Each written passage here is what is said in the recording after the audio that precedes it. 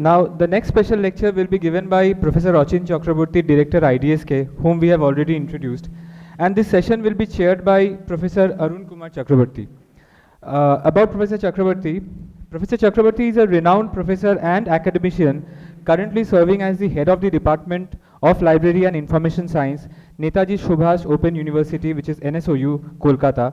With a PhD in LIS from Vidyasagar University and an ADIS from the Indian Statistical Institute, he is an accomplished scholar in his field.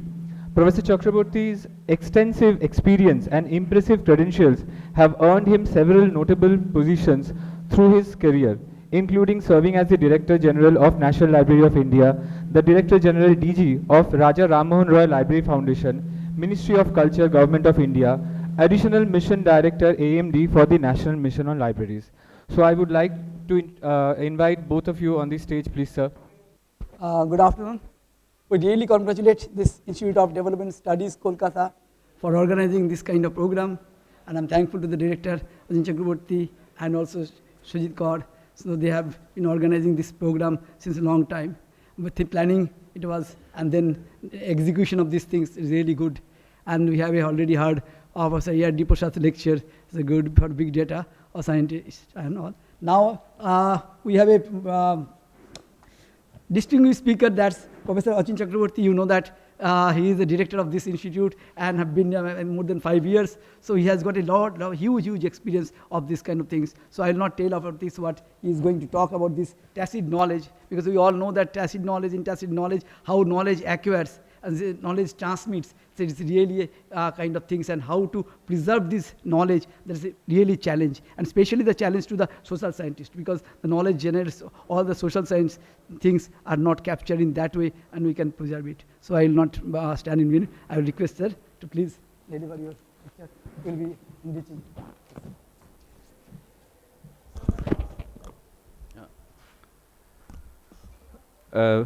Thank you, Professor Chakraborty. It would be a short presentation because we are already running late a little bit, and Professor Ameyo Kumar Bagchi, our sir, is here already, so we are looking forward to listen to him. In this brief presentation, I'm trying to just throw one idea. The idea actually, it's usually attributed to a scientist turned philosopher, Michael Polanyi. Michael Polanyi had, he was a well-known physical chemistry person, and by the time he left Germany, 1933, at the time of rise of Nazism in Germany, and he left his job in Germany, and he joined University of Manchester, and he was given a position, a chair position in physical chemistry. He's a very accomplished physical chemist, but gradually he drifted towards philosophy. And eventually, he got a chair in the same university, University of Manchester. It's a chair in social science. So that is what Michael Polanyi was. And many of you have probably heard about Michael Polanyi's name and also a bit of these ideas, because he was not a standard philosopher. Like he never wrote like a philosopher, like a 500-page book elaborating on his ideas, but it's a kind of throwing ideas and one idea after another in a very short. And in fact, if you go through this his lecture, early lecture in Yale University, which he gave in 1962, and it came out as a monograph in 1966. That early lecture, in fact, is full of insights. The title of the monograph is The Tacit Dimension. basically, I'm drawing on that work and also the previous work, Personal Knowledge, 1956, 57, I guess. Yeah. Why is it important to look back at this notion of tacit knowledge and what is its other, that is codified knowledge or formal knowledge? As a scientist, in fact, so that's why we give so much importance to him, to this idea, because it's coming from a person who is a great scientist and also a philosopher as well. So just to tell you briefly what this thing that Michael Polanyi talked about, he put it in a very simple sentence, like, we can know more than we can tell. So that's the thing that he said in his early lecture at the beginning. We can know more than we can tell. So you can very well figure out what he is trying to hint at.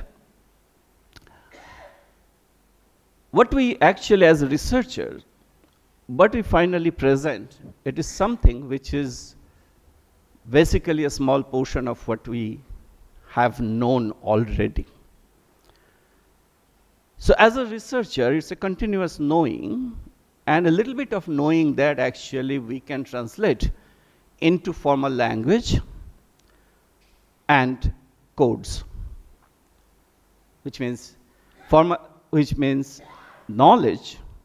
You have to put that knowledge in a codified form, and the code, by code we mean it's a kind of translatable in terms of communication. That means now you can communicate with others because now they are put in code, in codified form, in formal form.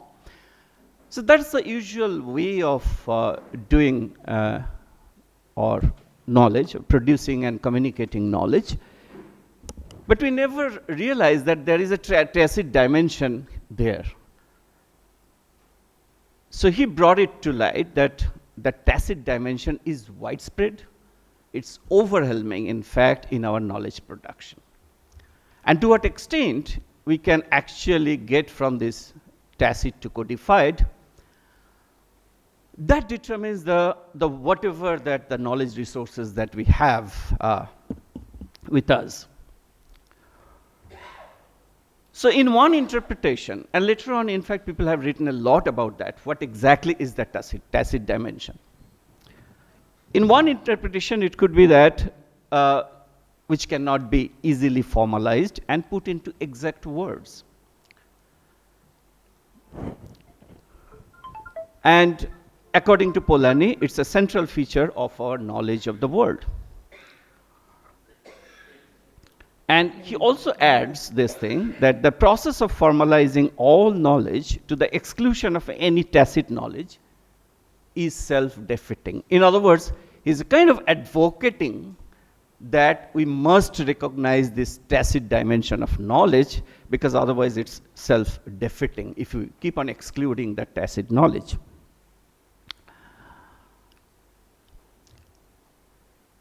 And what actually disturbs him? Basically, this is the idea that formalization looks for the kind of lucidity which destroys its subject matter. This is also his words. These are also his words. So, in the process of formalization, we look for the kind of lucidity which destroys its subject matter. Subject matter, you see? So what we are actually trying to get at, through this formalization, sometimes, in fact, we miss out the subject matter itself. Now this looks pretty, subverting, I would say, that because our entire knowledge production is based on this codification of knowledge, formalization of knowledge. Because otherwise, people would say that we really cannot communicate with others, right? So this tension between ignoring or what to do with tacit knowledge and the need for formalization, so this tension actually has been with us for quite some time. ever since Michael Polanyi actually pointed this out. And many people have written about that. Sometimes it's called post-critical philosophy. Sometimes it's called, non-positivist kind of position. So I'm not putting Michael Polanyi in these kind of frameworks which epistemology has provided us. He's a kind of free thinker kind of person. So what are the implications of this kind of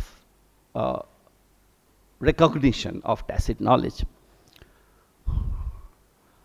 One point that immediately struck me is that it has implications for the impossibility of depersonalizing knowledge. We have talked about data. And data, the kind of data that Denise has talked about, that curation of data, government data, etc., they're depersonalized information. But is that all? No, because there are other disciplines, not just the policy thinkers or mainly dominated by economists. There are other disciplines, other scholars, who actually believe in not depersonalizing knowledge. So the personal element comes in, and we know that there are traditions in other social sciences which are not positivist.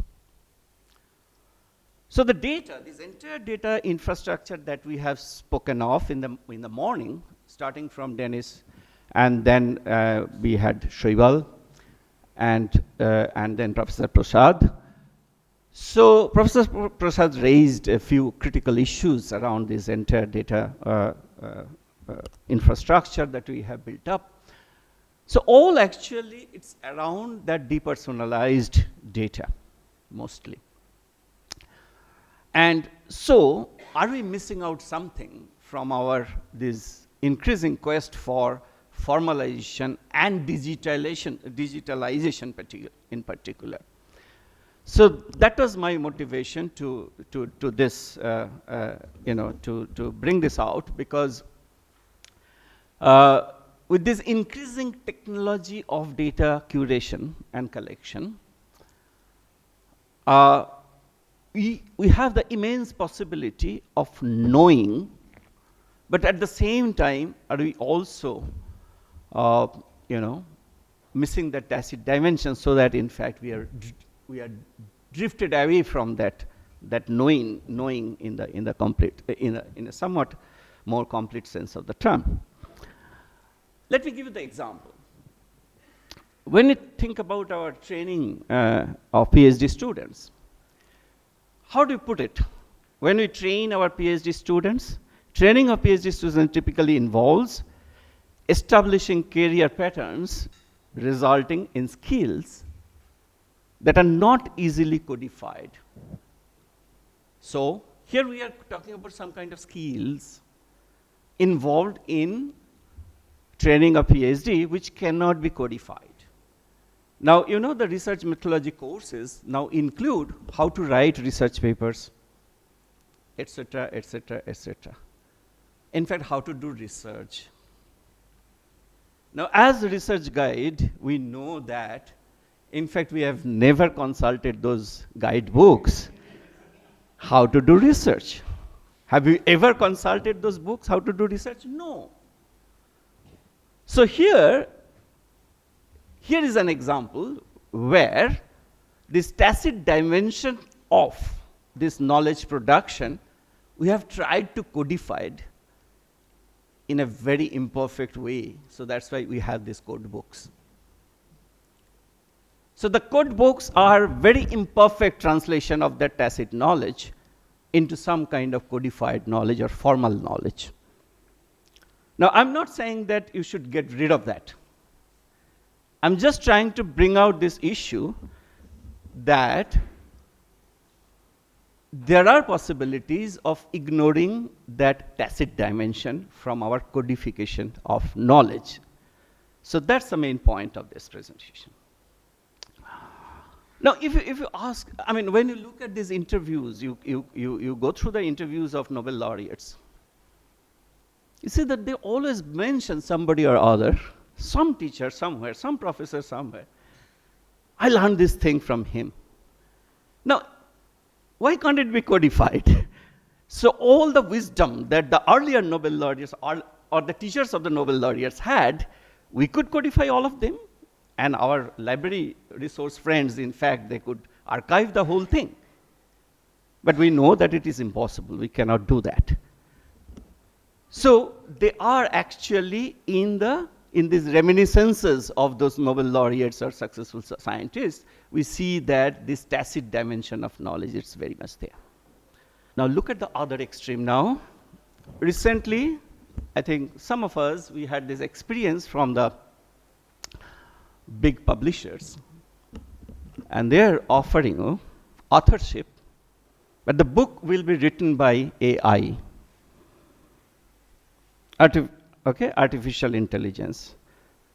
So they will produce the whole book with artificial intelligence, and they will use your name as the author, even though you have not written the book. So what is your contribution in this case? You have to tell them what exactly the AI should do. And write an introduction, perhaps, or preface, something like that.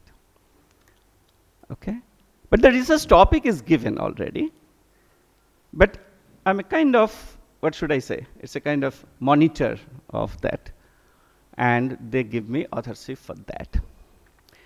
So now this digitization and technology has gone to that extreme where you don't even need a scholar to write the book.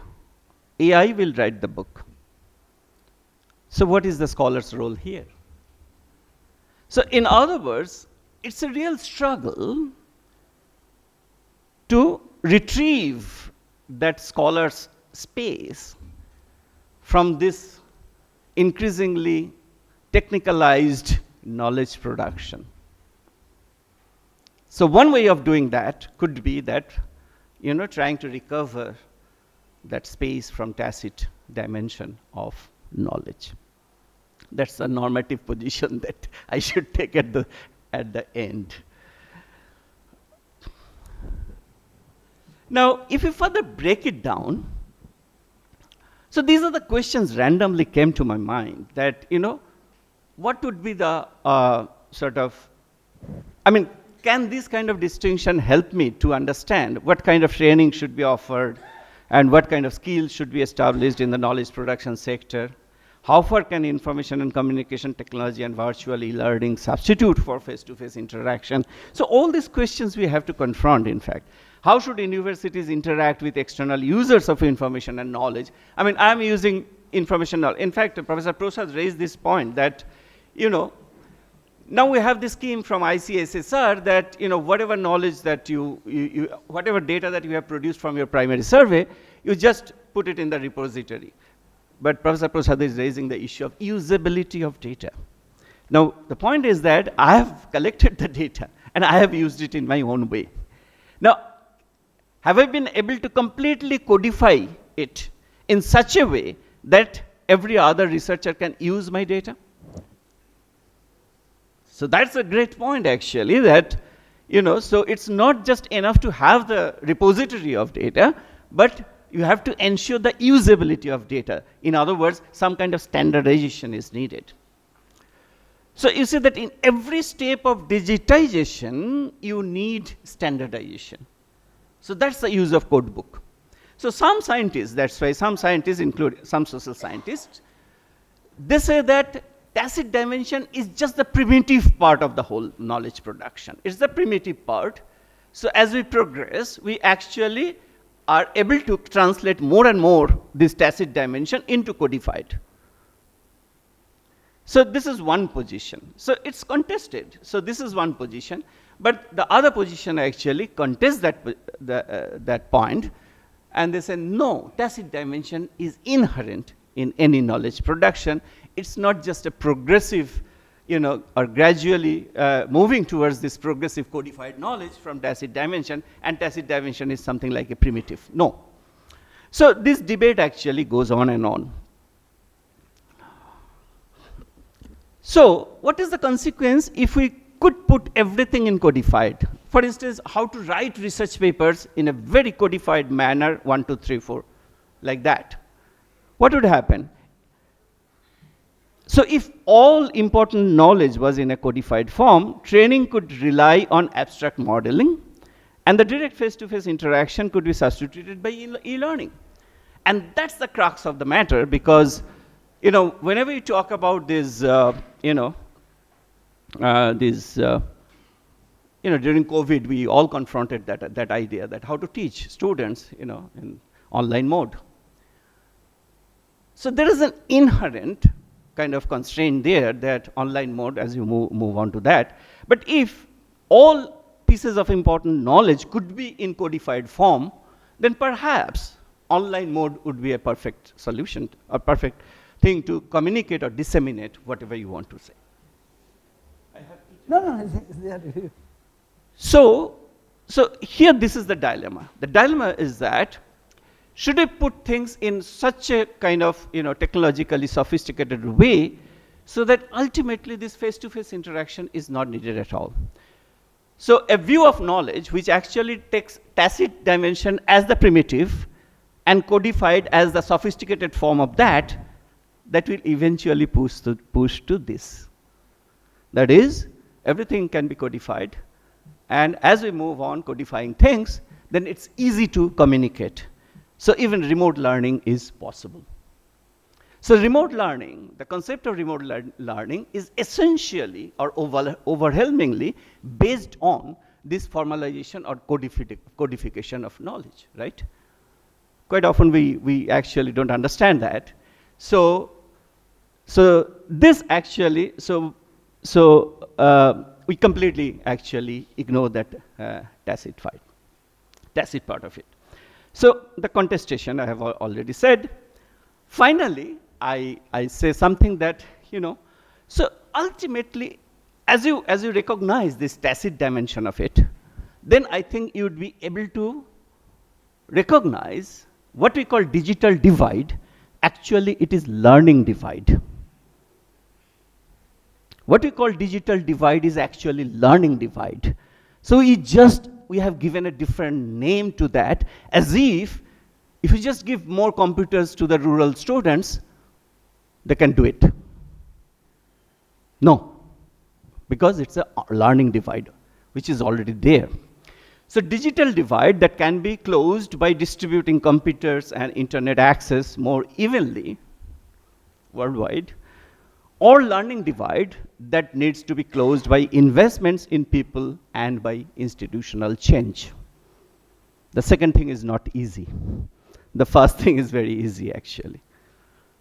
You give more money and you have more computers, and this digital divide is gone. But the actual digital divide is nothing but learning divide. So I think this recognition, at this point of time, this is extremely important, that in knowledge production, ultimately it boils down to learning divide rather than digital divide. So just by expansion of digital capacity cannot bridge this gap of learning divide. And the last point is that, a distinction can be made between,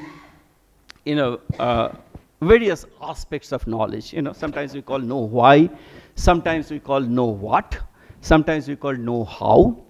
Now, know why is something like, what is to be produced actually, or why are we interested in doing this particular research? And know what is, as you know, but know how is something that people, I spoke about PhD production. That's a kind of know-how kind of thing. So some people, in fact, would be inclined to think that, okay, so when it comes to know-how, probably this tacit dimension comes into play. But on other things, well, you start from codified knowledge, you come up with your research question, and you produce codified knowledge. That's it. But when it comes to know-how kind of thing, how to do things, then probably, so it's a matter of skill. So you just go to your professor, and professor tells you how to do it, and that's it. So as if tacit dimension is confined to only know-how part of it, but the other parts are free from that. All right? No, it is not. So that's the point that I'm trying to make here. So that's the last point. So I think that, going a step back from this, what is happening around in the realm of technology, just go a step back and start thinking about what are we interested in? What do you need the information infrastructure? If it is for knowledge production, then what is the nature of knowledge that we are aiming at producing? And then you recognize the tacit dimension of, this is one aspect, and then you build up your new taxonomy where you see that the conflict between tacit and codified could be more, in other parts actually it could be less, so that it can be more, in a sense, manageable.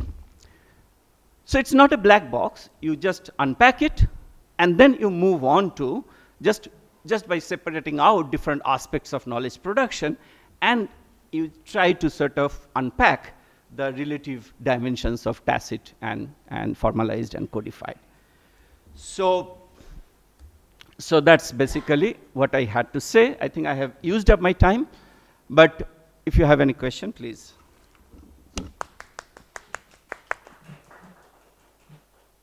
Thank you so much, sir.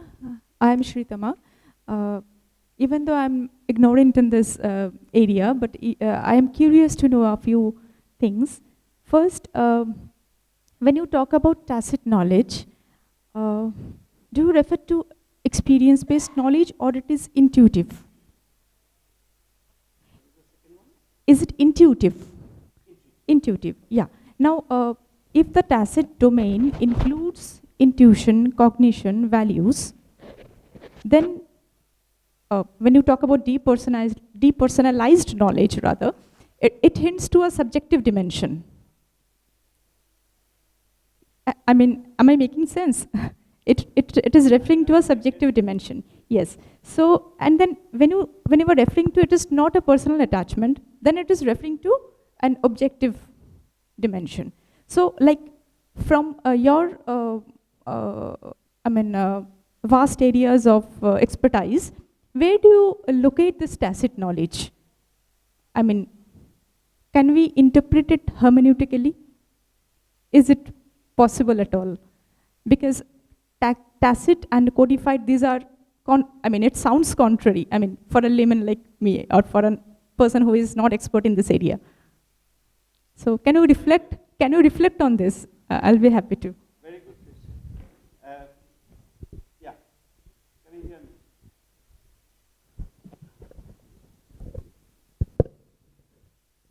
Yeah, I think you have raised the right question here. It's whether tacit knowledge is experience or just matter of intuition.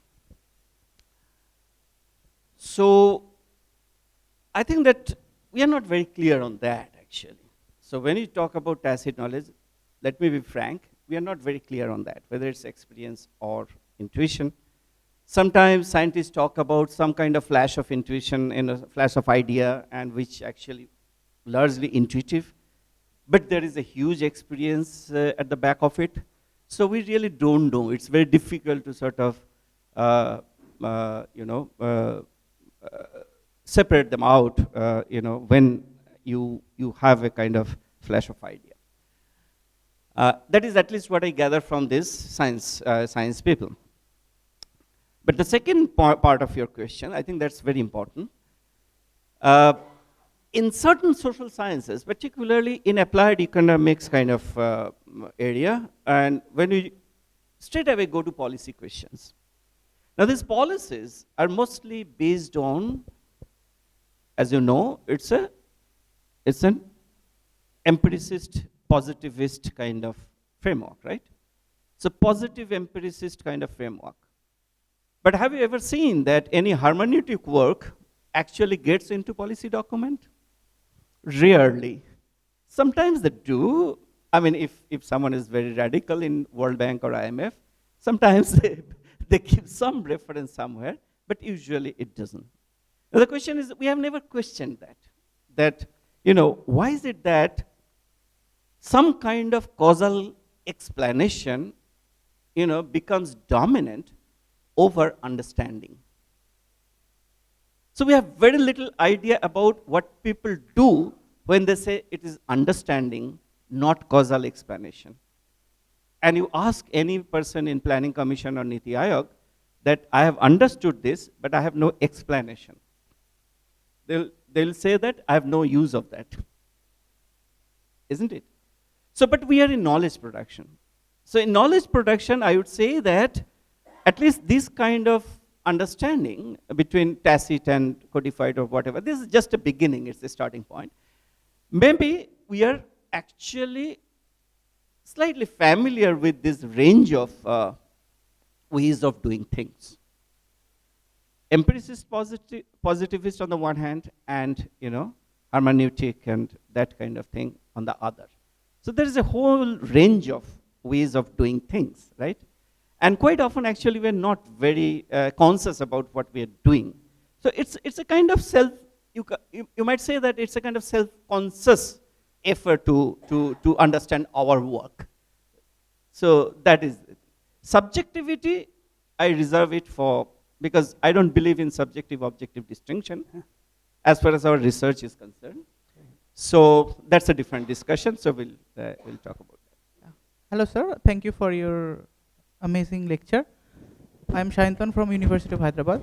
So you talked about the importance of codified knowledge. So my short question will be, codified by whom? So from which point will the codification will start? Is it top down or across the community or horizontal or vertical? Thank you. You see, you must have come across this, what I mentioned when what I said when I mentioned code book. Now, code book is just a kind of metaphor. It's what? It's a shared sort of evaluative judgment. Shared evaluative judgment. So who are the people who actually share among themselves? It's the scholarly community. They meet in conferences and seminars. So it's a shared evaluative judgment. So whether you have done a good research or not, the community will tell you, right? So that's the code book. That becomes the code book. So when you put your knowledge in the form of this acceptable or accepted code book, you are done. You get published and all, right? So we all strive to get into that acceptability through that code book. Thank you, sir. You have delivered an excellent lecture, and I think many people have got huge questions. Thanks to all these people also who have asked the questions. Main thing is that objective of a seminar and objective of a director. Objective of a seminar is that you should get some new points so that you can do the research. So he has made that one, that he has given some few points that at least 4, 5, 6 people can take up a different kind of research from this topic. So that is the first and foremost important for any of the seminar, because you should get a new generation of the new ideas. You should get generate the new ideas, and these new ideas, how people can make it in a research topic. That is, and he is also the director. So director objective is also to develop the institution. So his objective is that many people, many researchers in social sciences do the research, the social science research will go up. So thank you for giving me opportunity to do this.